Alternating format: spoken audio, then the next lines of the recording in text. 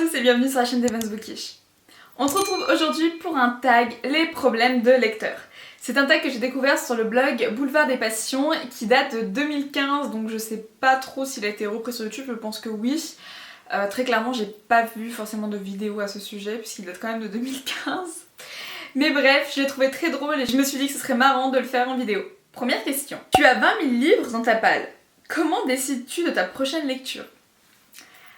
Alors, sachant que j'ai énormément de livres dans ma pile à lire, mais pas à ce point-là, quand même pas, j'en ai pas 20 000, hein. On enlève 2 zéros à peu près. Mais pour les choisir, du coup, je fais ça très simplement. Alors soit j'y fais au feeling, c'est-à-dire quel jour je veux lire et je pioche, soit je fais carrément un livre au hasard. Je les ai tous mis sur Livre Addict et comme ça il y a la petite option sur la palle, un livre au hasard et clairement je clique dessus à tout va. Au moins comme ça je sais quoi lire. Sinon je me laisse aussi porter par les envies et par les conseils qu'on peut me faire. Donc des fois je demande à d'autres ce que eux me conseilleraient. Tu as lu la moitié d'un livre et tu ne l'aimes pas. Tu abandonnes ou tu continues ? Ça dépend de beaucoup de choses, de mon mood, de mon état d'esprit, du roman aussi. Parce que franchement, si j'adhère pas du tout, mais pas du tout, clairement je vais arrêter. C'était pas le cas avant, souvent je m'entêtais à lire un roman, je m'entête toujours à lire des romans alors que je n'apprécie pas forcément ma lecture. Mais il est vrai que ça tend à évoluer.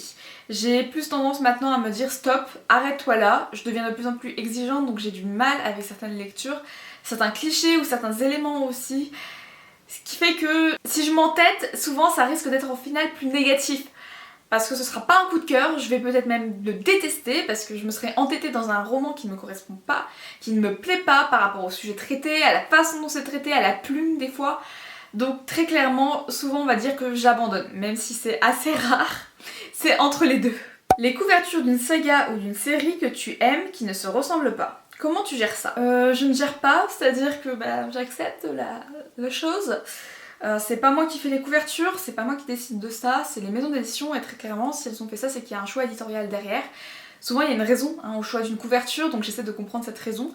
Si vraiment la saga a des couvertures totalement différentes, je dis bah tant pis, que voulez-vous que j'y fasse de toute façon, c'est quelque chose qui a été imposé par une maison d'édition, par un choix éditorial donc je peux qu'accepter.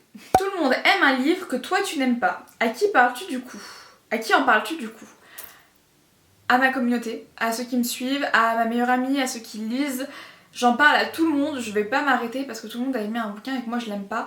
Les romans ne sont pas faits pour plaire à tout le monde, certains ne vont pas aimer, d'autres vont adorer, ça dépend. Alors ça veut pas dire qu'il y a beaucoup de romans qui vont être surkiffés par énormément de monde et qui finalement ne vont pas être aimés par très peu de gens, ça peut arriver. Il peut souvent y avoir quand même deux états d'esprit différents, hein. On aime ou on n'aime pas, c'est vite fait. Donc si j'aime, c'est qu'il y a une raison, si j'aime pas, c'est qu'il y a une raison, ça ne veut pas dire que quelqu'un aimera ou quelqu'un n'aimera pas aussi sa lecture. Donc j'en parle, je donne les points positifs et les points négatifs et j'essaie toujours d'être le plus constructif possible, de ne pas critiquer un roman pour dire de critiquer, mais juste d'être assez soft dans mes propos, toujours en respectant l'auteur, la plume, le travail qui a été engagé, mais en donnant un ressenti sincère et qui me ressemble.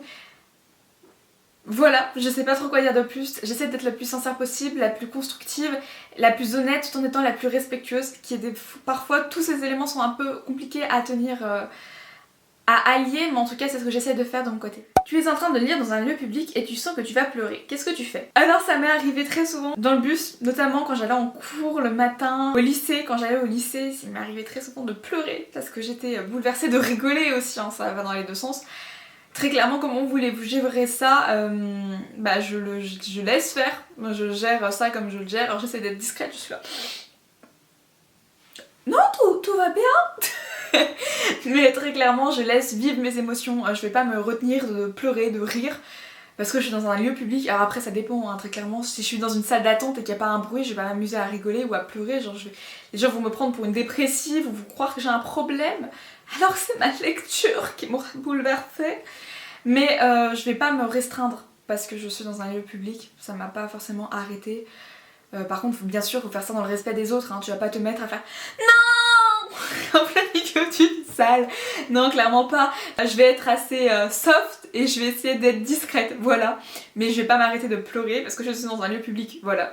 Une lecture m'a bouleversée, bah c'est comme ça. La suite d'un livre que tu aimes vient de sortir mais tu as oublié pas mal de choses. Que fais-tu? Tu relis le précédent, tu trouves un synopsis bien spoilant, tu pleures de frustration. Ça m'est arrivé récemment avec Grisha, parce que j'avais lu le tome 1 il y a très longtemps, et quand l'adaptation de la saga a été annoncée, je me suis dit qu'il fallait vraiment que je les lise, parce que j'ai du mal à lire un roman après avoir vu le film.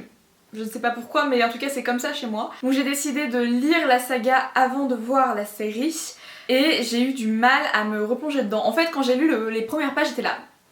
Je ne comprends pas qui est qui au juste. Donc j'étais en PLS, très clairement, j'étais là, mais non mais c'est pas possible, il faut que je me souvienne.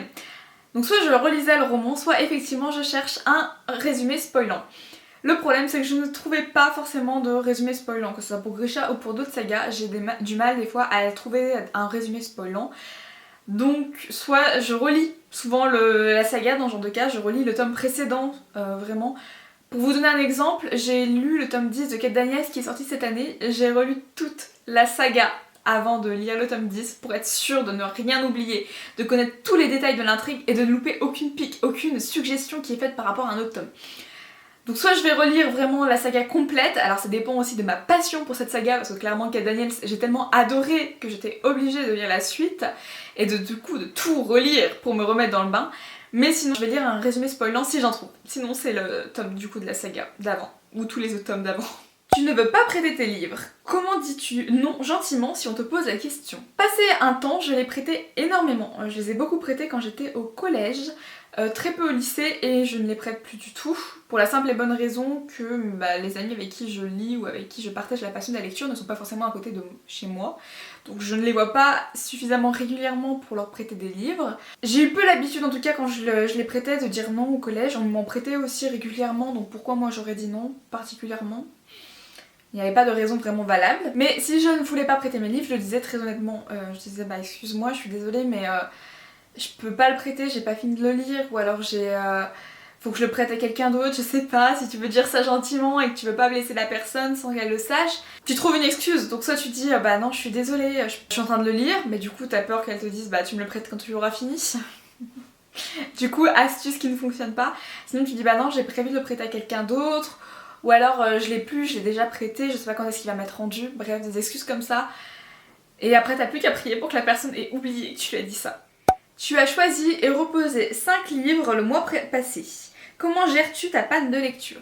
Ça m'arrive assez rarement d'avoir une panne de lecture. Il m'arrive d'en avoir quand j'ai lu un roman qui m'a particulièrement bouleversée et dont j'ai du mal à me remettre en fait de la lecture. Souvent ce que je fais c'est que je vais prendre une lecture assez légère derrière. Quand j'ai une panne de lecture je vais lire des livres que soit que j'ai déjà lus, ça peut m'arriver, soit qui me donnent envie, qui sont assez légers, qui n'ont pas l'air prise de tête pour passer un bon moment tranquille, quitte à ce que je prenne du temps pour le lire. Mais juste pour me replonger dans une lecture et pour du coup me redonner envie de relire d'autres livres ou de lire d'autres livres qui vont avoir un autre univers ou alors avoir envie de lire d'autres intrigues.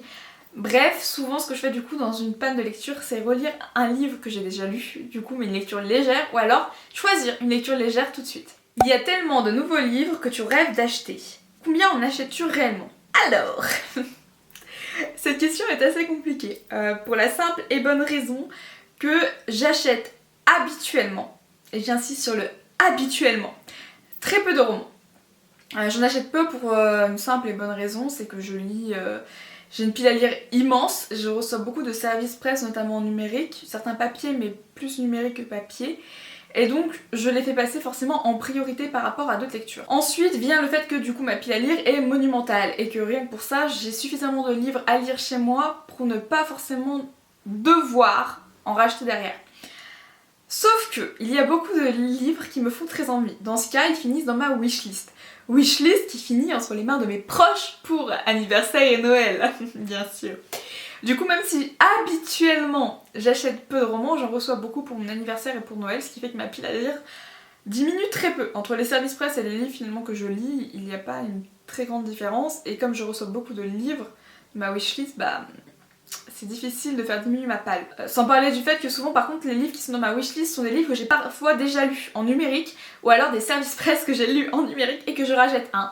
Merci les éditions Plume Web, en passant, c'est souvent chez vous que ça se passe.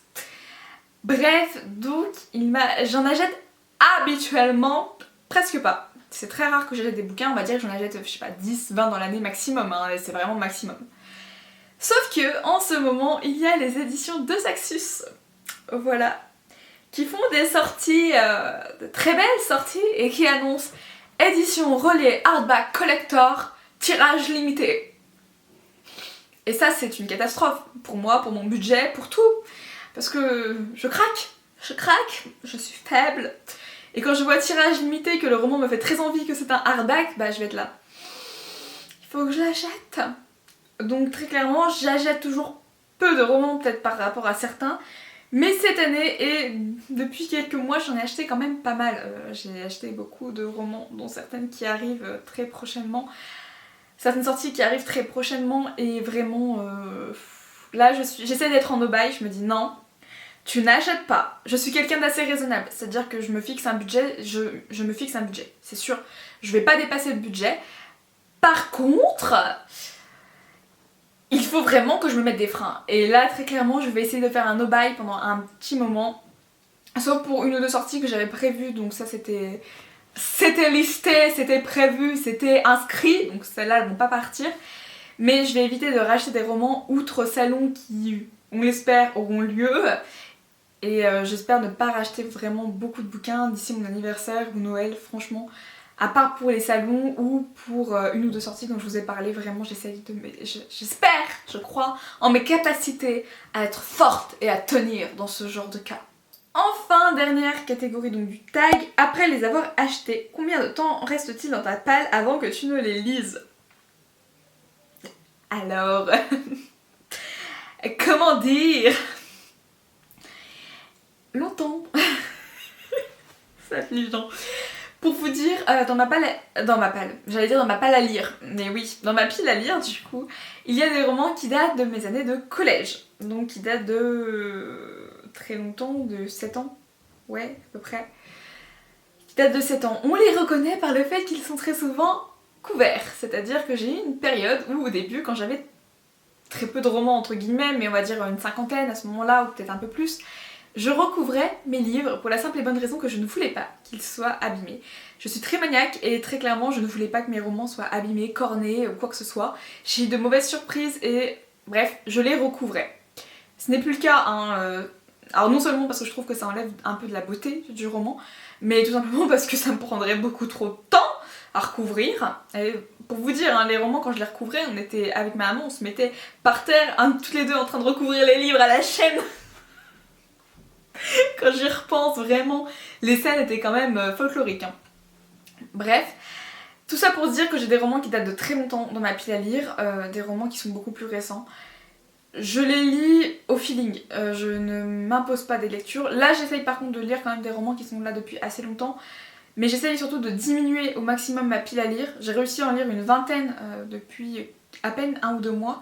C'est énorme et je suis assez contente de moi pour le coup parce que je suis contente de la diminuer un peu pour la simple et bonne raison que ce sont des romans qui me font envie, ce sont pas des romans qui ne me font pas envie, ils me font au contraire très envie mais juste j'ose pas, je me lance pas dedans parce que j'ai d'autres lectures et pour le coup je trouve ça dommage parce que je passe à côté de pépites qui sont chez moi donc c'est affreux. Donc vraiment pour répondre à la question, ils peuvent rester très peu de temps dans ma pile à lire parce que je vais vouloir les lire tout de suite ou ils peuvent rester très longtemps dans ma pile à lire. Comme je vous l'ai dit, il y a des romans qui datent de plusieurs années et il y a des romans quand je vais les acheter, je vais dire faut que je le lise et je vais le lire dans la voiture en rentrant. Je pars en connaissance de cause, hein, ça s'est réellement produit. Donc vraiment, il y a 2 poids 2 mesures chez moi.